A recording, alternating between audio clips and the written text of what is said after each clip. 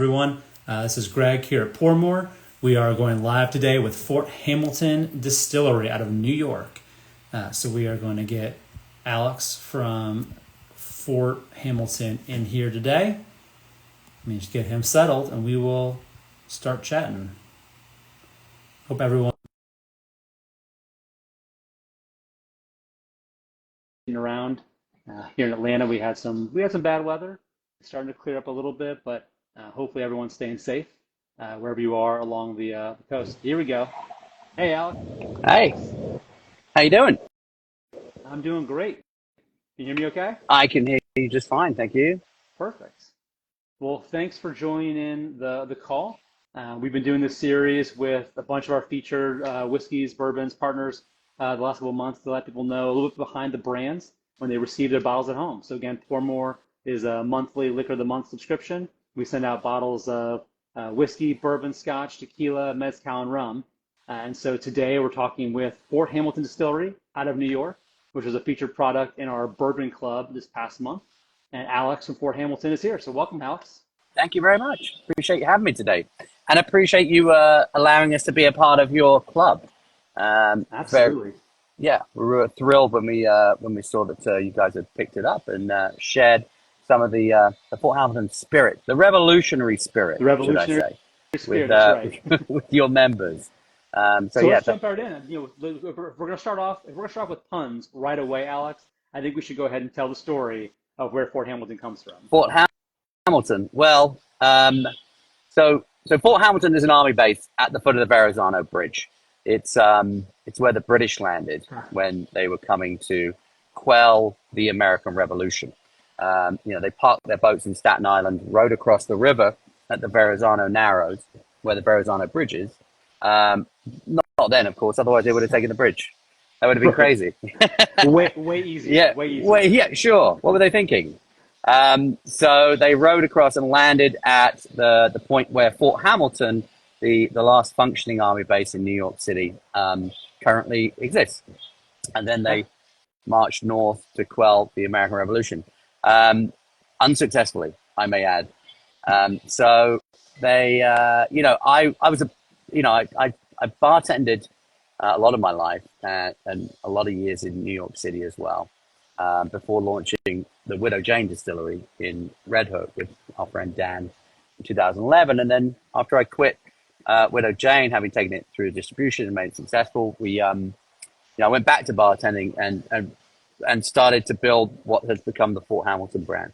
And so I would be riding the subway home late at night after a bartending shift, scribbling down whiskey names furiously on the back of a napkin, and they'd all be pretty terrible. But I get off at our subway stop, which is Fort Hamilton Parkway, and I always looked at it thinking, well, that's an interesting name, isn't it? It's got some gravity to it, doesn't it? Yeah. Seems slightly historic and in keeping with the style of whiskey that we initially set out with and launched, which is our New York rye whiskey, the whiskey that was around 200 years ago. Looking at the history of Fort Hamilton and it's the age of it, the battles that occurred because of it, we felt like it was a really good tie-in with the New York rye whiskey that we brought out initially in 2017, and that we've been aging and increasing the age statement of ever since. Yeah. So it's got this great historic tie-in. It's in terms of branding and sensibility, of course, the intellectual property was available, which is super important when you're launching a brand. Don't get that wrong, whatever you do. And then in terms of imagery, the Revolutionary War wasn't. No one had really thought about it or talked about it, and certainly not in conjunction with liquor and spirits. So there was all this great imagery and storytelling that went along with the name Fort Hamilton that we used to flesh out the brand and to help bring it to life. There's a cannon on the front of our single barrel rye bottle because Alexander Hamilton, who the fort is named after, one of the founding fathers of America, stole the cannons from the British at the Battery, which is now Battery Park, called the Battery because guess what? It had a battery of British cannons Yeah. on it. He stole those cannons, took them to George Washington, who announced that him and his militia, the Hearts of Oak militia, would become the first artillery company of the American Army. So, this imagery and iconography, storytelling is something that runs through the brand. And not to get too sidetracked, but our gin is distilled with watermelon and cucumbers and wildly popular. And the reason being is that as the British marched north from Fort Hamilton up to the Red Lion Inn, which was about 1 block from our distillery stands, they stumbled across a watermelon patch surrounding the Red Lion Inn, started stealing the watermelons, and were busted by the American pickets. And that's how the Battle of Brooklyn started. So Over we took, watermelons. yeah, over watermelons, right? Get your hands off my watermelons. Yeah. So we took that story, right, and that history, and decided we were going to try and make a gin with watermelons as an homage to that, and that's what we've done. It took a while. It took me about a year or so to really figure out how to make it work. Yeah. Because, funnily enough, no one had actually made a gin with watermelons before. And yeah, I know, right? I was like, that surprised me too. And what we wanted to do was make a new world gin, So forget everything you know about Beefeater, Tanqueray, or these old world gins made with a wheat base. We lent into American ingredients. So we used like New York corn, we used Californian oranges, Floridian lemons and limes, Gin is watermelon so and interesting cucumber in from the Georgia. versatility of ingredients you can use to make gin. And gin is so versatile. Whiskey and Right, bourbon are still kind of locked into their world, but gin, you sort of have a really open palette, like an open opportunity to do what you want to do for this. 100%. And I think that's why it interested me as on a creative level, was because even though very few gins actually had explored the possibilities up to that point, there was no reason why they couldn't. There was no Yeah, laws telling them, hey, you got to use a brand new barrel, so it's gonna taste a certain way, it's gonna look a certain way. But you can still like do a lot within those guardrails in whiskey, depending on your sure. proofing, your mash bill, your temperature, and the climate, like all these other variables that are out there. But you can't do anything quite as quickly or dramatically as you can with gin Yeah. by adding crazy ingredients and making it taste in a certain way. And certainly the watermelon and cucumber component of our gin has captured the attention of many people around here. Yeah. So Yeah. going back to the whiskey stories from the American Revolution, you mentioned there. Are there any that come to mind? I'd love to hear. Do you have any stories about whiskey specifically from the American Revolution? I'm curious. Um, well, what's interesting is that Alexander Hamilton himself, um, you know, in America, having kicked out the English for taxation without representation, which incidentally was a taxation rate of 4%. So, know, I don't know. Was that the right move? I don't know. Seems a lot less than we're paying right now. Yeah, four Um, percent is kind of nice. Yeah. yeah, we go back to that any day, right? Um, yeah, so having kicked the British out, the first thing that Hamilton did was realize you can't run a country without tax. And so he instituted a tax on whiskey, no less, right? Because it was one of the earliest industries in America, Hmm. and decided that this would be a great way to, or perhaps one of the only ways, to effectively raise money to build and pay an army and effectively defend the country. And one of the things that money was spent on was a system of coastal defenses. So Oh, Fort Hamilton, no accident, it's right there at the Verrazano Narrows. It defends New York Harbor, and was paid for by paid tax for by dollars. whiskey. Yeah, Absolutely, paid for by whiskey. that's amazing. Um, of course, that whiskey tax also caused the Whiskey Rebellion in Pennsylvania, where they were also known to make rye whiskey. Um, but ultimately, it was solved by, I think somebody said, a few barrels of whiskey and a stern talking to. So Oh, it really? wasn't the end of the world. Yeah.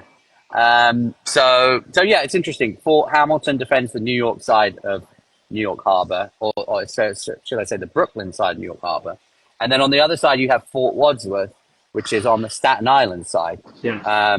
Or technically, the New Jersey side, if you will, because in many ways, like Staten Island should really be part of New Jersey, except that if it was part of New Jersey, then New York wouldn't be able to defend both sides of the harbor.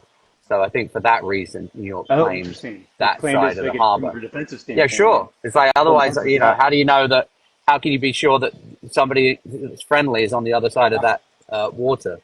And of course, you control the narrows. You basically control everything coming in and out.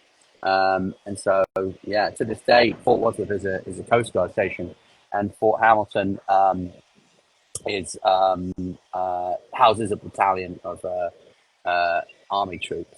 Now so your brand would have launched shortly after Hamilton the musical would have come out, right? So was there a Yes. did you guys get any sort of bump from that? Um, I don't think it hurt, right? Yeah. And it also didn't hurt that for whatever reason, Hamilton was viewed upon more favorably than many of the other founding fathers who have been, sort of found out to be, Yeah. you know, you know, not great human beings, Right. but maybe you could also say, well, who was back then? I don't know. Right. So I'm sure there's a couple of sides to the coin there, um, but I think that I mean, here's an anecdote for you. So having left Widow Jane, and there were certain distributors around town uh, who I knew, and I promised one of them that I was going to go and I said I'm making a comeback. I don't know what it is yet, but you'll be my first call when I do. And so, having sort of developed the brand and put the whiskey in barrel and got the brand named and a label produced, I presented this bottle of whiskey to him and did a big reveal. And he said, "Fort Hamilton? No way! Like Alexander Hamilton?" And I was like, "Yeah." And so it turns out that the head of spirits for the distributor that we are still with to this day is a huge Hamilton the musical fan, and had the CD on repeat in his car like all day, every day, and was driving everyone at the office batty by playing it all the time. But unbeknownst to me, he was a huge fan and basically signed it on the spot without even Yeah. tasting it. He was like, "Oh, this is perfect. I love it. Let's He go saw the for it." opportunity. Yeah, Yeah. yeah, yeah. And he was just, I mean, it was just serendipitous, is what I'll Yeah. say. Um, but yeah, I mean, I think that yeah, Alexander Hamilton's had a moment, and it's generally been a positive one. So Yeah. the association does not hurt, that's Yeah. for sure. But certainly we didn't build the brand to purposefully exploit him or the musical. Interestingly, having quit Widow Jane, I went back to bartending. I was at Maria, which is a famous Hmm. restaurant in Central Park South, not far from the theater district. And one of my regulars at the bar was Daniel Breaker, who played Aaron Burr in Oh, um, in Hamilton the musical, and he was the second Burr, I believe. yeah. Fabulous actor, and great friend to the brand. So we did manage to sneak Lin Manuel Miranda a bottle or two Did you? back in the day. We did, yeah. And of course, I went to see the musical a couple of times too, Yes. which Yeah. I'm not necessarily a Broadway guy, but I did enjoy that But show in particular. you got it Um, was a cultural touchstone, I think. it sure Yeah. was, absolutely was, yeah. So you're one of the first serial founders, right? So you were on Widow Jane and you want to do your own thing. So I'd love to know what did you learn from your experience at Widow Jane? How did you use it to shape Fort Hamilton differently? Or what did you learn that first time around? Well, for starters, I wasn't an owner of Widow Jane. I mean, I would have had a small percentage if Sure. I'd have stayed on for a couple more years. Um, but um, but that's not to say I didn't work incredibly closely with Dan, the founder, and wore a lot of the hats that you need to wear to get a brand up and running. I mean, I learned so much there. You know, some of it was what to do, and some of it was what not to do. And I'm very grateful and thankful for the experience, and all the lessons it taught me. The I guess there, there are different ways to approach a whiskey business. The problem is that it takes a long time. If you're genuinely making whiskey from scratch, it takes a long time to make your whiskey, bring it to market Sure. at an age that is appropriate. And what do you do in the meantime? There's a reason that up until the early 2000s, almost all distilleries in America were legacy distilleries that had decades, if not centuries, under their belt. Right. It's very difficult to start from scratch and get yourself moving in the whiskey You can't business because you've make got this 4-year-old huge aged bourbon overnight. right. Yeah. You can't, but what you can do is buy Hmm. 4-year-old aged bourbon overnight, and that's what we did do for Widow Jane. The first batch of Widow Jane was a 5-year-old whiskey from Sazerac, and it was dynamite. It was one of the best whiskeys even to this day that I've ever tasted. We bought a tote of it from a broker, and there's a picture of me somewhere with a big hose sucking out the top of the tote, trying to get the suction going for the bottling line. And ultimately it kicked off very quickly. Like there was the right place, right time for that brand, um, and um, and it came to market quickly and was a big success. We ran out of the 5-year in like 2 weeks. I think I sold it out the back of the car, and then we started in with a 7-year from MGP at that point, and off we went. So. Um, there was a lot of money in that brand. There was a lot of Sure. investment, Yeah. and I think there was also issues because of that. Not all the money was put where it could have gone, or put where it could have gone most effectively. Um, and I think that's a problem with any startup, right? I don't think Right. that's unique to them. Um, but from my point of view, I I I recognized some issues with how things were being done over there, and I ultimately voted with my feet. I said, actually, I think we should be doing it this way, um, and and uh, and if we're not going to, then I'm going to go ahead and leave and build my own company and do it my way, which was kind of naive and kind of beautiful at the same. Without naivety, probably would never get anything done. True. Um, It was And so I was it was naive a enough to rebellious think, hey, nature. Yeah. yeah, exactly. I was naive enough to think, oh, this is going to be easy, and young enough to want to do it, with a young family as well, and with a house that was a gut renovation project, and like a lot of things on my plate, and so, but I had a lot of contacts in the industry, food and beverage industry, because we've been. I've been in the business for so long as a bartender. So, I think without that Rolodex of contacts, like, we would have been in trouble. Sure. But ultimately, we had a lot of friends in the industry. And I think one of the biggest takeaways is that you should never burn any bridges. Make and keep as many friends as you possibly can, because you never know when you're going to need them. And I think, a friend of mine said, other people have to want you to succeed Mm. for this to work. And I think that's very true. Like if you're That's if great. you're Great advice for anything. Yeah. right, yeah, like who thinks about that, right? Like other people have to want this to be successful, Yeah. or want you to be successful, because otherwise it's not going to work. Nobody's going to support you. Nobody's going to talk about you. Nobody's going to give you a cheer when you need one, because you do need cheers occasionally, because it is tough going. Um, and so, don't burn any bridges. You never know when someone's going to pop up again. I've I've seen people from all walks of life show up in positions as buyers at hotel groups Yeah. or Especially in this managers at industry. restaurants. Right. Yeah, people get around, and Yeah. if you know a lot of people and they like you, generally speaking, then that's a huge advantage to you.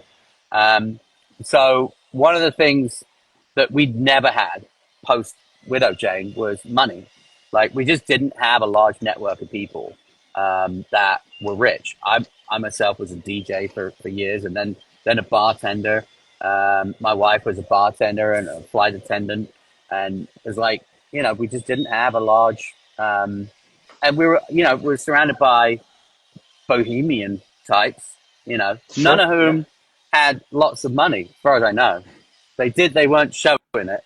And so we didn't have a large network of people. I also moved to a foreign country when I was 24 years old. So a lot of my friends growing up, don't have much to do with New York. They're all back in the UK. So that whole network is like, kind of gone. Starting all But over. Yeah. yeah, exactly. So you're basically starting from scratch again. So what we did have though is a lot of knowledge of the industry and the cocktail world and trends because we're literally front and center in hot bars and Sure. restaurants in New York City all day, every day. So we could keep our eye on what was going on. So for that reason, I think going back to the naivety thing too, I had a real belief that rye whiskey was coming back because I saw it. I saw how people were ordering it and people were excited about it. And I did think that we had something to add to the conversation, something that I couldn't get off my chest, as it were, at Widow Jane. And so I feel like um, that passion and that knowledge of the industry was a real advantage. So, I think knowing the industry well, being in a place where the trends are being set, not followed, Hmm. is key as well. Not having any money, I don't know, man. Like that's the tricky one. Like we've bled this brand properly for years. We didn't take any money out of it. Both of us work full time in other jobs whilst building the brand Yeah. up, and that's tricky. But in many ways, I wouldn't have it any other way. Like we know every inch of this company. Yeah. We've built every You, inch of this you outsource company. it. You know every piece of it. Yeah. We didn't outsource anything really. I mean, maybe some of the website. That was about it because you know, I mean, come on, Yeah. you can't do everything, right? Right. So I feel like there are just different ways to build brands and bring them to market, and we played the hand that we were dealt. I think in many ways, and I also kind of wasn't wriggling too much about that. Instead of like being like, no, I need $5 million immediately, otherwise this is not going to work. We kind of tried to play at a different angle, and everything that we sold, we reinvested and It's that begged the bootstrapping spirit. right, Like take what you have, build up from there, make it well, your right, own. Yeah. right. Problem with that is that it does take more time than just buying 7-year-old whiskey from Indiana and slapping your label on it, which is what we've done previously. And trends don't last forever. I mean, that's the other thing in business, right? But I'm also like not here for money and I'm not here for trends. I'm here for putting New York rye whiskey Sure. back on the map, and surrounding it with other beautiful products as well. Yeah. But I mean, nearest and dearest to our heart is New York rye. That's why I chose to move on and launch my own company, and that's why we built the company the way that we have.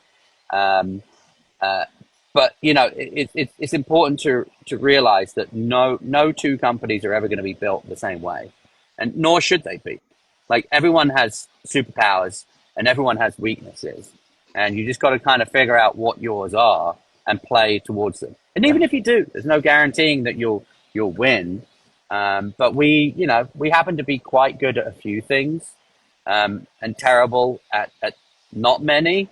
A few, but not Well, many. you Uh, make a few good things work together, and your whole system works, right? You kind of make it all come together. yeah, in theory, but the complicated part of this business is that we basically run a whole bunch of disciplines under one roof. So we have the tasting room that I'm sitting outside of now in Industry City, Brooklyn, which is basically running a bar. And then there's events that we do outside of Industry City and inside Industry City as well. So there's an event program. Yeah. There's production, right? Which most people would think, oh, well, just distilling whiskey and putting it out there is a job unto itself. That is true. That is another job. Then there's sales and marketing, right? Well, most people just do that for a living, right? Just one thing. But no, we do that on top of the other things. So you start to get a lot of plate spinning. There's logistics, bringing things in, putting them out. Yeah. there's forecasting, there's the finances that are very interesting in this business. Ultimately, forecasting where how much whiskey you're selling in 7 years' time is almost impossible. Um, Especially the way that the industry has jumped and waned and yeah, moved. I sure, mean, sure, sure, forecasts have sure. to be Yeah, impossible. and I think what's interesting is once you go to Kentucky and you talk to a lot of distillers down there, a lot of brands, they'll tell you, well, I mean, if you're industry, they'll let it slip. That actually they're all trading barrels all the time, Yeah. because who knows how much of this they need in 5 years' time? I don't know, but maybe Heaven Hill's got a few, and we're all mates, right? So ultimately, because if they didn't behave that way, they'd all be jammed up with brands that are impossible to to fill the boots of, because nobody realized they would need 1,000 more barrels in 2024.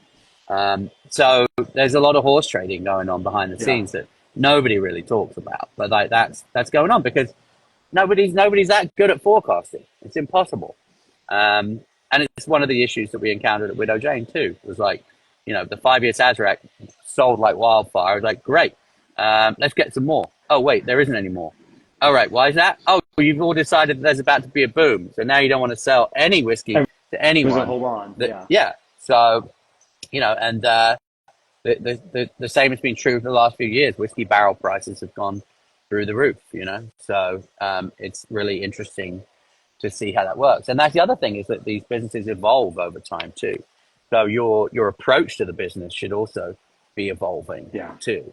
Um, so a bit of a long answer to a short question, um, but I think that always keep moving, always keep reinventing yourself, redefining yourself, and always try and keep your age statements moving up if you Moving can. up. Yeah, because you're also then putting a gap between you and new entrants to the market.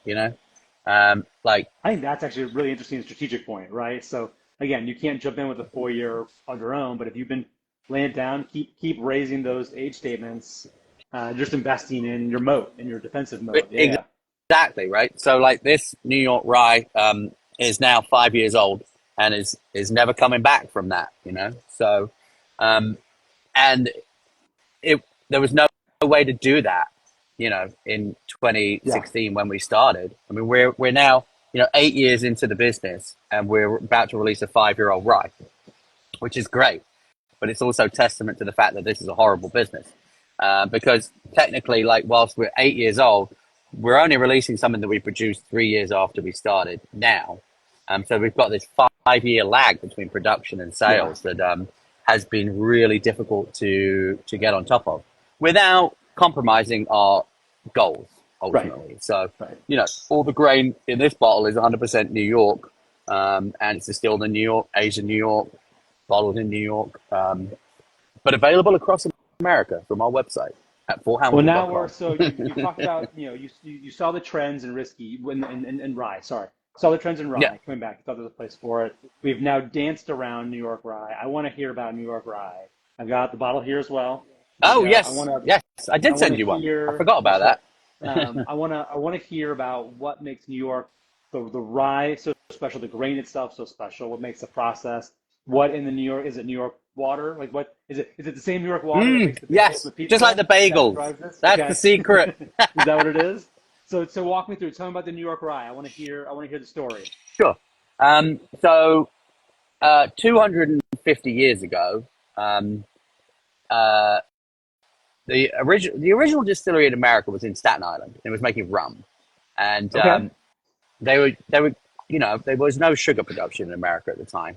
They were getting sugar from the British colonies in the Caribbean and swapping it for raw materials from America with the colonists, and they were then turning that sugar into rum. So they would have some sort of an alcohol for numbing yourself if you went to the dentist or had your leg amputated or just fancied getting smashed or whatever it was. And also, a Uh-huh. lot of people are not drinking water because much of it is tainted. So, Right. The water's alcohol bad. was a good Yeah. source. Yeah.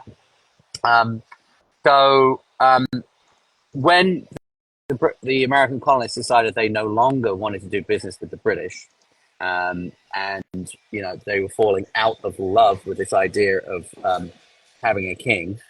um, they stopped doing business with the Brits and stopped receiving sugar, and had to turn to another source of sugar, basically, for their distillations. And because of the geography and the climate of New York and the northeast of America, one of the grains that they planted most heavily as they settled was rye grain, because it grows very resiliently during cold winters, which we experience in the northeast of America. And so it was heavily planted in New York, and it would survive brutally cold winters. It would protect the topsoil for the farmers, so they could replant fertile soil in the springtime, protect it from freezing rain, Yeah. sleet, hail, snow, and it would grow throughout these torrid conditions. And that is why today, even, it's planted all the way up north of New York through the plains of Canada, and is an important crop because of that. So the first thing they turned to when they got rid of the sugar supply was rye grain. And so they started harvesting and grinding, mashing, and distilling this grain into delicious rye whiskey. So it was de facto one of the, if not the original whiskey of America, rye whiskey. And a lot of it was being produced right here in Brooklyn, where we are located. Now, of course, these days, there's no fields around me. I could try and plant rye in Prospect Park. I don't know if people would appreciate that or not.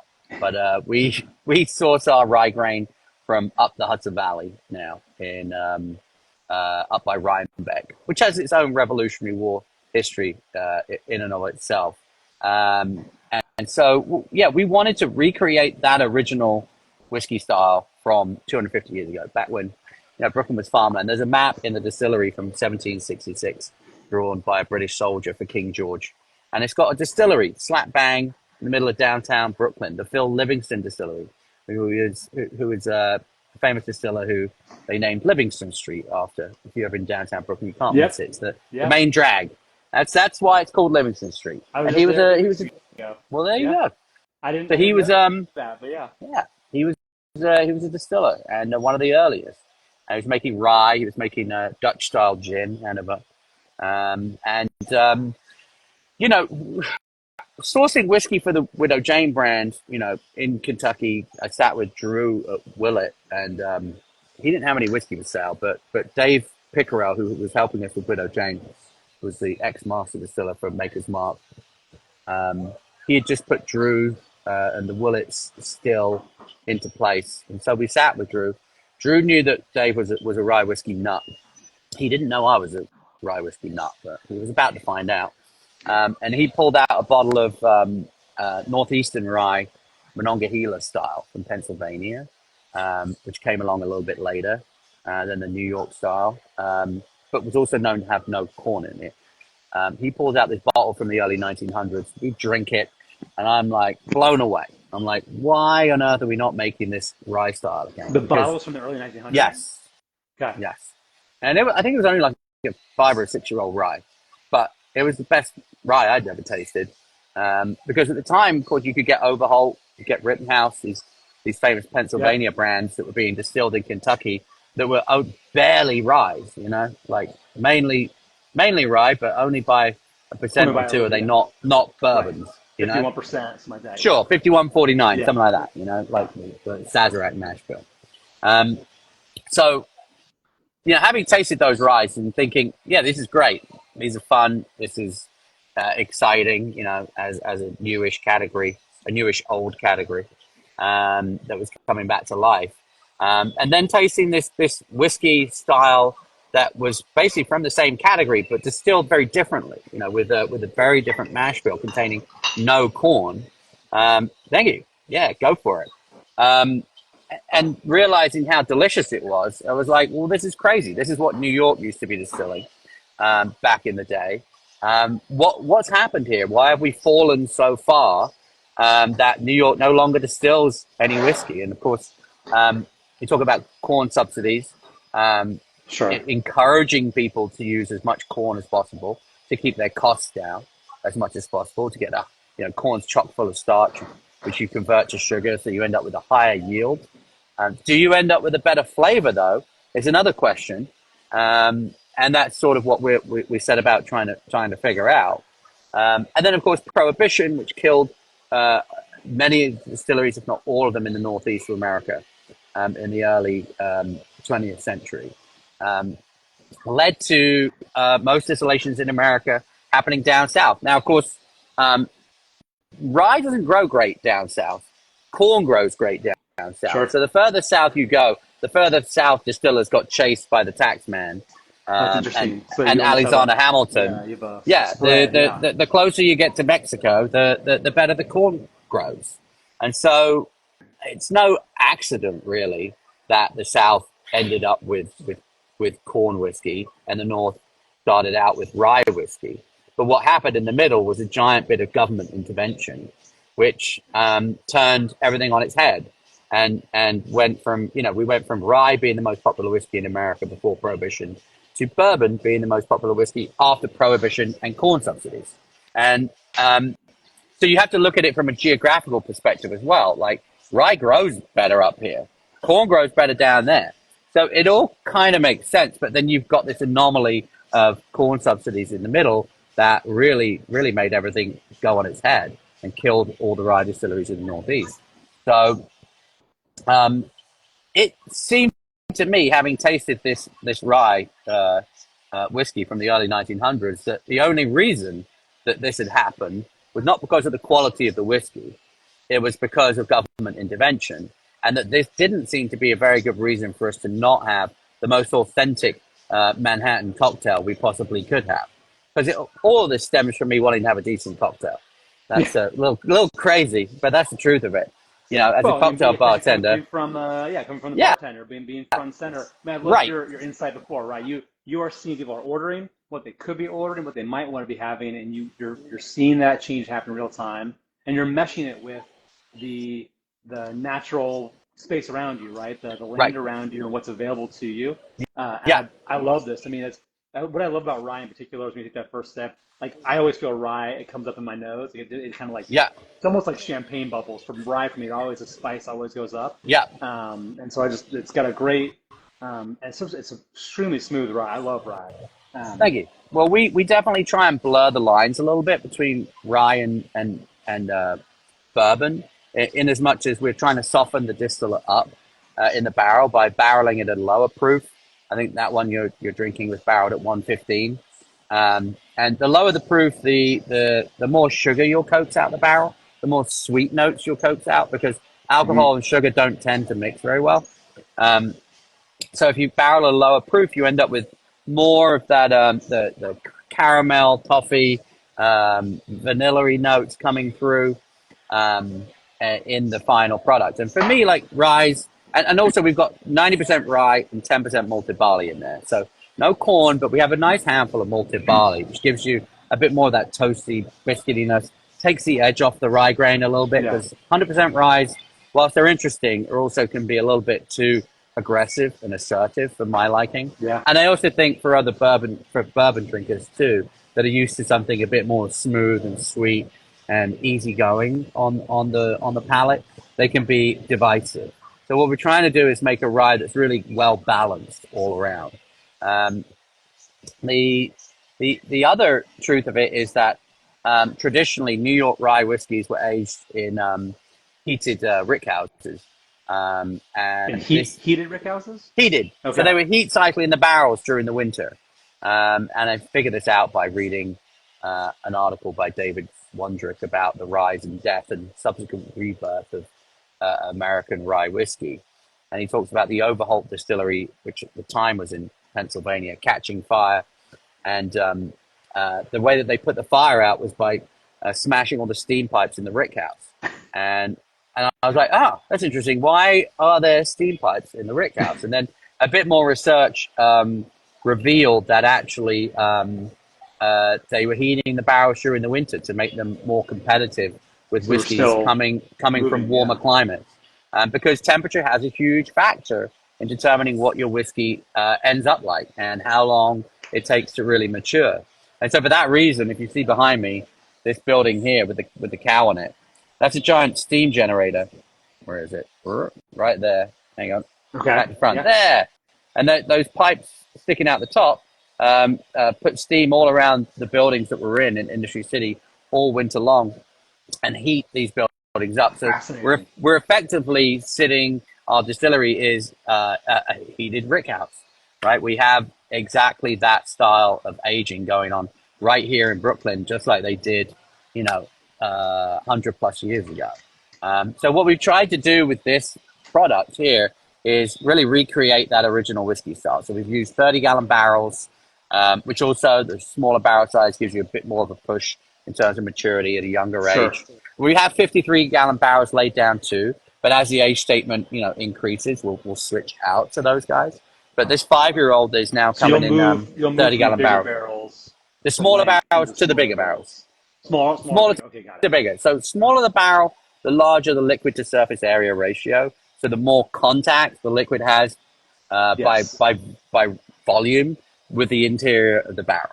So the bigger the barrel, the longer it takes to age. The smaller the barrel, the quicker it takes to age. Now, aging and maturity are two different things. I mean, back in 2010, like when we were starting around with Widow Jane and the first wave of craft distilling in New York, people were like using 5-gallon barrels and thinking that they were going to get, Pappy Van Winkle out in a month. Yeah. And it just doesn't work like that, It's just the science behind barrel aging is complex to the point where I don't understand it, and neither does Diageo or Pernod Ricard. And everyone's trying to hack it because if you can figure out how to leave a barrel, a whiskey in a barrel for a week and end up with something that tastes like it's been in there for 20 years, you're going to be a Everyone's billionaire going to do it. several times Yep. over. So, but the fact of the matter is, there's some magic that happens with the angel share and evaporation and concentration of flavors, and just time. The the the gradual flavoring of whiskey barrels is really a thing of beauty. And what we've seen here over the years, from the first barrels that we put in Industry City in 2016 through the whiskey that we're tasting now, is this incredible development year on year as the whiskey, interacts with the wood. In the summer, it gets hot, pushes into the pores of the wood. In the winter, it gets cold, pulls out, and extracts a layer of flavor and tannins with it. And then we're spoofing it a bit, right? We're heating it up again in the winter and cooling it down Forcing again. So we it get out of this, its natural yeah, cycle. Yeah. a little additional push. Nothing Yeah. crazy. I'm not a believer in like really being aggressive with things like that. I think you can tell when somebody's done something Overly that's pushed it. slightly, Yeah. gone over the top. I know why they've done it, because they want money, because it's a horrible business and cash flow is the biggest problem that we all have. But at the same time, if you push products into the market that are underwhelming, you are doing yourself the greatest disservice. Yeah. And Yep. back to your question about lessons learned. I mean, a lot of the lessons that I've learned have been by looking at other people and how they've done things and what people say about it, because I'm in the market all day, every day. Right? I'm doing in-store tastings in liquor stores. I'm looking at other brands. I'm listening to what people are saying about those brands. I'm seeing how they're bringing things to market. I'm hearing the public talk about them, sometimes positively, sometimes disparagingly, and trying not to make the same mistakes that the people who are being disparaged are making. Um, and so, again, I think that um, the biggest problem that you could give yourself is thinking that you're in it to make lots of money, and not caring about the brand and only worrying about dollars, because that's a real issue. Like if you're in it to make money, then you're probably not in the right business, because Hmm. whilst there are some unicorns out there, that's not what brand building is all about. Yeah. Brand building is about making people understand what your mission is, why you're doing it, hopefully they like the product. They got to like the You product too. gotta Otherwise, like it. what's That's the right. point? May as well not have got out of bed this morning. So, you know, I feel like a lot of people really force the issue, and that's not great for the brand. So we've taken a sort of a long, slow, steady approach, I and love that. I think it's really starting to pay dividends Yeah. now. And again, like we didn't go out and open as many accounts as we could as quickly as we could with Fort Hamilton single barrel rye, which is the first thing we released in 2017. And the first batch of which was only 18 months old, but we had to do something. We had to get Hmm. money from somewhere.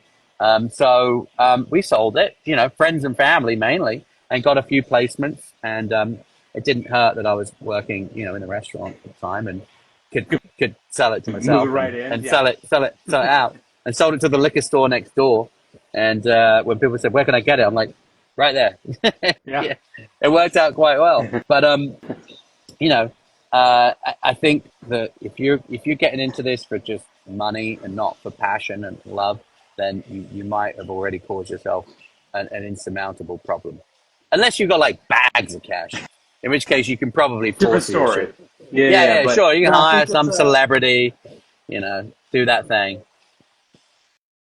But we're really about like trying to bring this style back to life. Um, and and there was no other way to do it other than make it ourselves. yeah. And I think that's, and philosophically, we've really tried to stay true to what was going on then. I mean, don't get me wrong. Like, is there a ton of information about distilleries in Brooklyn in the 1700s? There is not, but there's enough to kind of understand what was going on and fill in the blanks as best as possible.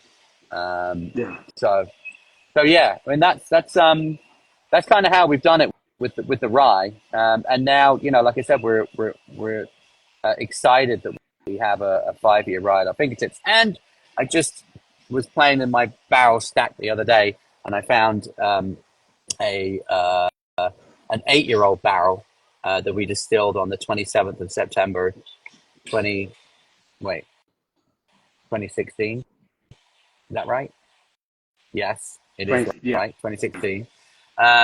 And that just turned 8 years old, which is very exciting. But I've only got one of those.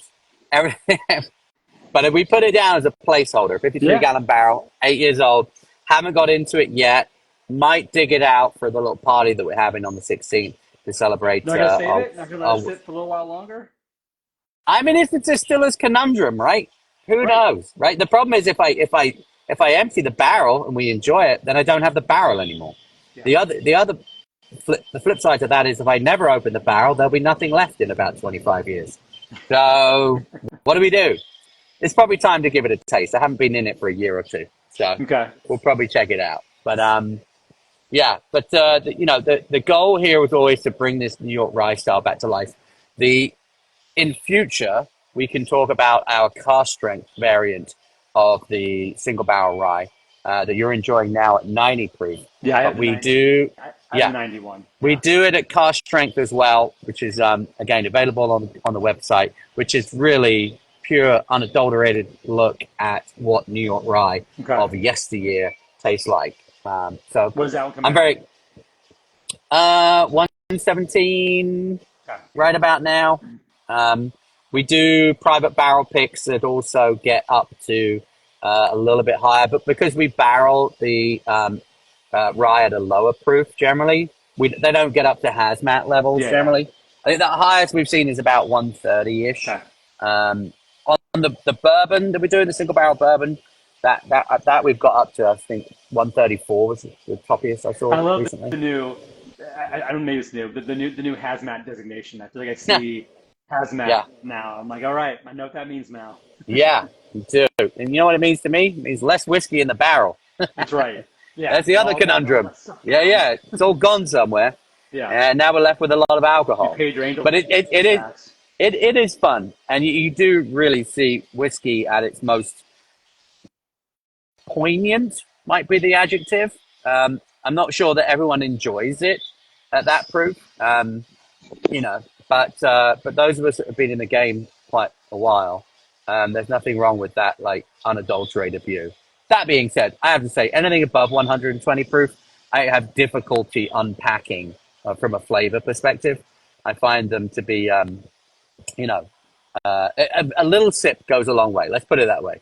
You're You you're know. you're you're chasing the punch at that point, right? You're going for the hit. You're Yeah, going for arguably, the and it, spike. You know what I mean? You know, yeah, it's and I'm I've not. had some. I've had some at 100. What's the? I had one at 132 that it tasted like it was 110. It really didn't. It didn't hit like I can't remember where it was from either. I wish I could plug it, but it was so high. But when I gave it to a couple of people I know who don't like high proof, and they were shocked at how high it was. So it's not Yeah, it's not always that. no, You no, know, no. it's yeah. I don't think so either. Yeah. And I think that's one of the beauties of the rye that we put out of that proof is that it's actually really, really quaffable. And people are like, wait, this is 117, this is 124. It's like, yeah, goes down real easy, even with no corn in the mash Yeah. bill, you know, Yeah. or especially because of no corn in the mash bill, So essentially, you know. As a New York bartender, especially Yeah. with a rye bent, what is your favorite cocktail? Oh, I mean, it's hard to get past the Manhattan, right? I mean, Ah, the Manhattan's is a bona fide classic, um, and the way that we're making it here with using, what I would consider to be the original ingredient for it, the mhm. single barrel New York rye whiskey. By the way, this is single barrel too, and I think that kind of like completes the puzzle for us because if you were going Yeah. into a saloon 200 years ago, ordering a whiskey, they point you to a wall of barrels and you take your bottle and put it under the spigot and fill it up from one barrel at a The time. And that's one of true the single reasons. barrel. Yeah. Yeah, exactly. So From that's the why barrel. we did it in this format. It's like, let's do it. Like each barrel is unique, each one's different. Yeah. Let's do it that way. Um, so yeah, I mean, the fact that, the Manhattan cocktail, um, used to be made with proper rye with no corn in it from the northeast. It was one of the reasons that I decided to launch this company was so that we could Yeah. have that cocktail in its most authentic um, Yeah. Love that. uh, style possible. So we've taken there's I think it's the Bitter Truth from Germany that the cocktail bitters company have recreated the original Bogart's bitters, which was like one of the earliest bitters available in America, which has this great like clovey cinnamon note to it, Okay. and is only available in like this beautiful 375 milliliter bottle, but tastes fantastic. And So we use that with sweet vermouth and our single barrel rye to create a really, really, really Nice. delicious Manhattan. So I love that. I also love a great Sazerac cocktail with rye, you know, split base, rye Hmm. brandy. I can get down with that too. Okay. But I do love it with just the rye in particular. And I also love the updated version of the Manhattan, the Black Manhattan, which is when you Is that with take. coffee? No, it's not. It's with Amaro, so Italian bitter liqueur. Amaro means bitter in Italian. Technically, Campari and Aperol are like light Amaros, I didn't know but that. the Okay. the real Amaros are like devastatingly deep and rich, and with finishes that can last for an hour, depending on how gnarly they are. Technically, Fernet Branca is an Amaro. It's not my favorite, I'll be honest, but it is an Amaro. But something like a Verna is perfect. It's silky. It's Okay. got this kind of burnt orange to it. It's got bitterness in there already, and it's got the roundness and richness of a vermouth too. So you take basically 2 ounces of rye, 1 ounce of Amaro, and maybe a dash to a bitters, depending on how bitter the Amaro is, and you're at the races. And it has this additional level of complexity in there because they've been, aging this liqueur with in barrels, and it's already a complex product. Well, that So sounds It's It good. takes your Manhattan to the next Yeah. level. Also, one of the best Manhattans I ever had Punta Mace and sweet vermouth split to half ounce of each. Punta Mace is a really cool vermouth from Torino. Got it. Delicious. Um, so yeah, that's probably my fave. All right. Yeah. So the last question I ask everybody is when you're not drinking your whiskey, what's your Yes. favorite other one to Oh, drink? I don't have any other ones. Another one's Just just you. kidding. I'm Everyone kidding, of part. course. Hey, were we going to talk about this Oh, too? yeah, yeah, yeah. I have it right here. Aha! All right. Right. So this is the one that went out to your fan base, Yes. Oh, yes. You're right. Yep. um, which is very exciting. This is our New York double barrel rye whiskey, which just scored a sensational 94 points in Wine Enthusiast, which is Yeah. pretty incredible considering that their whiskey of the year last year, I think, got 96. And, Wow. this is a combination of two different mash bills, which is what makes it the double barrel. So we're basically taking two mash bills from two different barrels, blending them together. One of the mash bills is our New York mash bill, 85 corn, 10 rye, Mm. 5 barley. So a high corn mash bill blended with a high rye mash bill, 60 corn, 36 rye, 4 barley. Um, we age both barrels for about 5 years, uh, 4.5, 5 years at the moment, and then blend them together in batches of 5 barrels at a time. So like, you know, Hendrick says small batch on it, right? They're doing millions of Yeah. cases a year. I don't know what they're talking about. This is genuinely small batch. This is 5 barrels at a time. So 5 barrel. Yeah. That's yeah, that's like a okay, that's a that's micro small batch. batch. That's 270 gallons at a time, give Mm. or take. So yeah, this is This one's non-chill. a little fruitier. It's a little more. Yeah, yeah, Yeah. I think that comes through here. So this is non-chill filtered, just like everything we do, bottled at 92 proof, and because of the blending of the two, we're ending up with about 65% corn, 30% rye grain in here, and 5% malted barley. It's a So great flavor. yeah, Yeah. right? It's a real winning combination. Yeah. Um, it's a high rye bourbon, right? Unashamedly, when we brought this out initially in 2021, it made Fred Minnick's top 100 whiskeys of 2021 in that year in the whole of America, which is fabulous because let me tell you, there were some heavy hitting whiskeys in that list, and price point wise, we're definitely on the right end of that. Um, and because of its high rye content, it makes a really good cocktail too.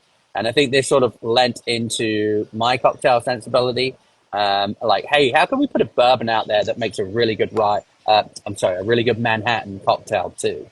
And so what we wanted to do is appeal to bourbon drinkers that are maybe a little rye curious and, and allow them to kind of dip their toe into the rye water without having to necessarily splurge on an entire bottle of rye. So you get the Yeah. best of both worlds here. You're getting the corniness, the caramel sweetness you expect from a bourbon on the front. And then in the mid palate, it shifts out to this sort of slightly more spicy, chocolatey, cocoa-y exhale, and a long finish. You know, like I said, nothing we do is chill filtered. So non-chill filtered, minimal intervention, no additives, no coloring. You know, this is straight bourbon whiskey right here, aged for an appropriate amount of time, and then bottled in batches of about 5 barrels at a time. So about 1,300 bottles at a time. That's it. So we've gotten great reaction from this. This is a great So bottle. right? Yeah, Yeah. absolutely. Yes. Slam dunk, baby. Yeah. So Slam dunk.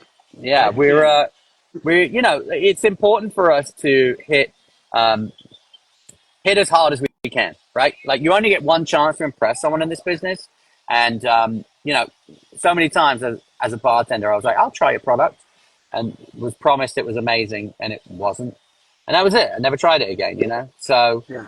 there's a lot of options out there for people, so we have to deliver great value, great quality, great story, and great branding all at the same time.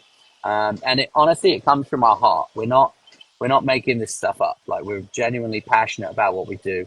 We genuinely feel Yes. like we're on a mission to democratize craft whiskey, make it more available, and make it less niche, and get more people drinking it. Yeah.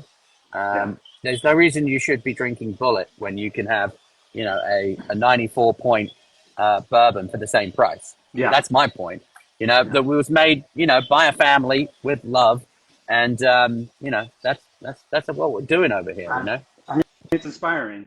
Well, Alex, I think we are at our time. Okay. This Um, was so helpful. Oh, wait, you have to tell me who are you drinking when it's not yourself? okay. I'm a value hound, or as my wife would call it, cheap. Uh, I love the Heaven Hill Bonded 7-year bourbon. Yeah. I think that's an incredible value, The blue delicious whiskey. label. I think people are completely bamboozled by age statements, and I've been around long enough to know that they're really not all they're cracked up to be. Yeah. For $50, that's a really good bottle of whiskey, and I'm turning lots of people on to that one for sure. I We sent also one do out love. past year. Oh, you That was did? on our list this past year. Oh, We sent it look out. at Yep. you! You Yep. guys have We did. impeccable taste. What can I say? I know. I mean, that bottle when it came out, it's been the same price for a long time. Yeah, I feel like it came out early COVID too, and it was like it it, hit one of those lists early on, and it got real popular. But if you can yeah, find it, you bought it up. I mean, and it's held a price, right? It was one of those right. bottles where I assumed it would double in price, and they've done a really good job of holding it when you can get it. Agree. So yeah, It was also an on-premise only offering, and that's why it came out during COVID yeah, because all the restaurants and bars were closed. So they were like, "We've got to sell it somewhere." So they let it go in the liquor stores, and so it was got a it. hit, accidental Yeah. hit. Yeah. Well, thank you very much for having me today. Alex, thank you for joining us. This has been terrific. I took a lot of great notes. We're going to take this. We'll make it available to everybody. Thank you so much. Thank you for sending the samples, and Of we'll course, be in touch. let's do it again. Absolutely. Thanks. Thanks, Alex. Bye bye. Bye.